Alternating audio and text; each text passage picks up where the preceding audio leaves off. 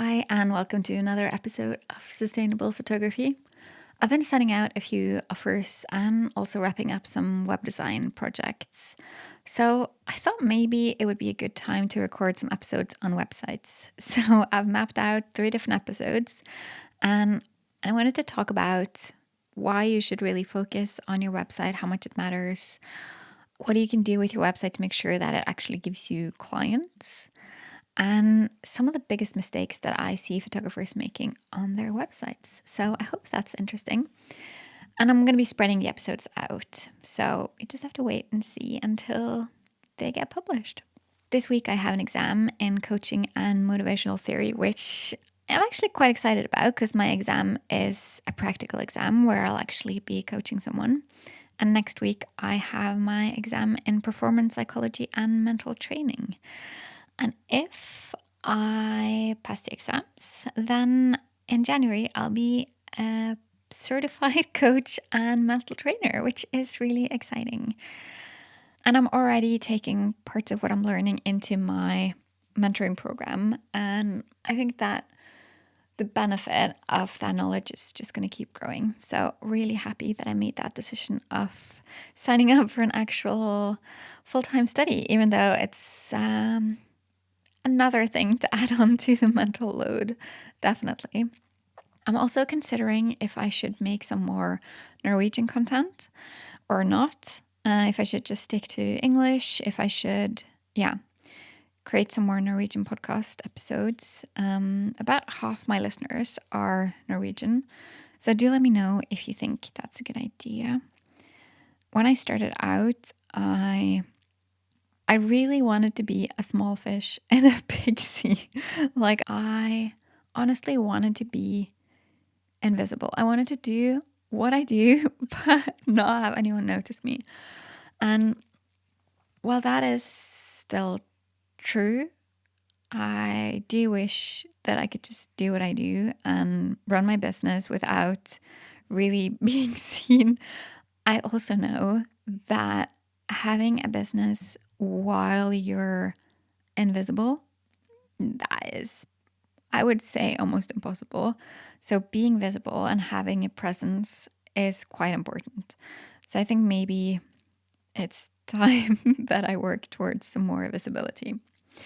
Anyway, the content I promised you today is all about your website. And I wanted to talk about how your website is not just an online portfolio.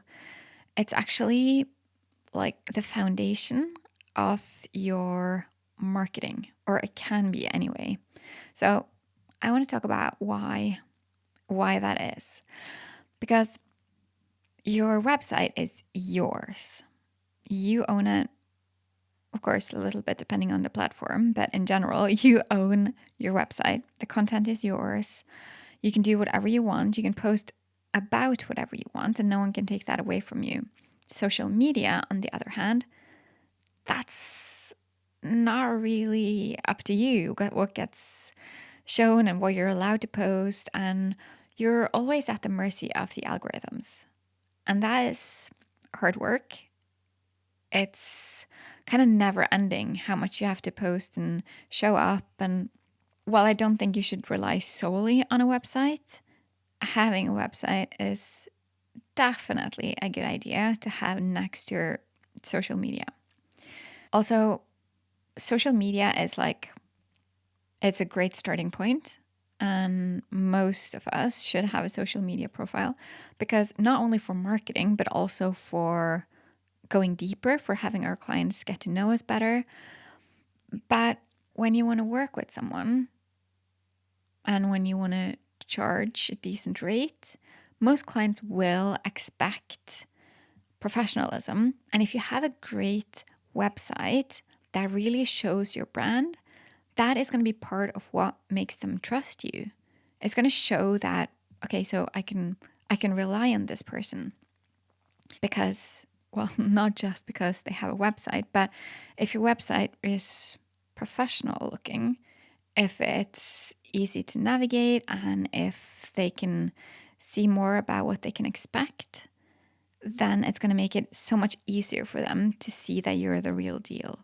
I've done a ton of website audits. I think it's a lot of fun, and it really gives me insights into a lot of photographers' businesses. And it used to be quite common to just use your website to show your images like an online portfolio. But of course, your website is way more than that. And I feel like it's gotten better. I don't see it as much anymore. But when you have a proper website, yes, definitely use it as a portfolio. Make sure you show all your best photos. But you also want to make sure that you have sales pages, that you have a contact form, that you're really guiding your clients through how to use it. Maybe you can also set up a landing page and collect emails and give out resources to get your clients to connect even more with your brand. Not to mention, if your website is set up in a good way and you've set up Google Business Profile and all those good things, you can also start attracting clients through SEO. And by that, I mean your website can work amazingly for you, even if you're completely invisible in search results. Because when you post on social media, you can guide people to click the link to your website and then take them on a journey of your website. Your website can also function as a way to get those people to find you through SEO, through Google, which is what most of us use still. So if you have the right content, you can get so much out of your website. All these great upsides also come with the same downsides. If you have a website that isn't very good, if it's got that DIY look, that can really undermine the trust. That can make your clients wonder, is your work really that professional? Do you really know what you're doing? If you want me to invest in you, why aren't you investing in your business yourself? So I think that is something that you really need to ask yourself. And you might not be at that place right now, and that's completely fine. If you're rather new at your business, spending a lot of money on a website might not be the best decision. But if you've gotten further along in your business, or if you're really ready to take your business seriously and get to the next step, consider if it's time to have a professional website made as well. When I do website audits, which I mentioned I do quite a lot of, if your website is getting a lot of traffic, but then not really getting that many leads, that might mean that even if your site looks nice, maybe it's not really doing the work of guiding your clients to fill in your contact form, which is something that you can spend hours and hours trying to figure out what is going on here. Why isn't my website converting? What's the problem here? So just know that there's so much more to it than having like a beautiful template. You want to make sure that your website is functioning as kind of like a sales machine. So I would love to check out your website and give you some pointers. And if you DM me on Instagram, I will make you a video and give you some pointers. But if you don't feel like reaching out, which is completely fine, you can do a little check yourself. 1, go to your website and see, does my site really reflect the professionalism that I aspire to?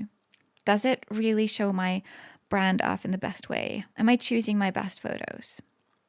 2, can a visitor immediately see what I offer and how to book me? Or is that information that they have to look for? Do they have to scroll down the page to find that crucial piece of information?